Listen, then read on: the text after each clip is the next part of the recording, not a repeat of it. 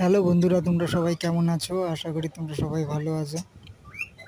তোমরা তো জানোই, এখন আমি প্রতিদিন সকালবেলা উঠে লেবু বিক্রি করতে যাই। আজকে দুদিন ধরে লেবু একদমই বিক্রি হচ্ছে না। কালকে গিয়ে সেই লেবু নিয়ে 200 টাকা মতন বিক্রি করেছি। আজকে আবার লেবু নিয়ে গেছি, সেই সকালবেলা নিয়ে গেছি, এসছি 1:30টার সময়। তখন এতক্ষণে বিক্রি করেছি 100 টাকার লেবু। আবার সেই লেবু আবার ফেরত নিয়ে এসেছি। একদম বাজার ভালো না। আমি বুঝতে পারছি না এই লেবুগুলো কি করব। তার আগে তো লেবু, আপেল অনেক পচে গেছে।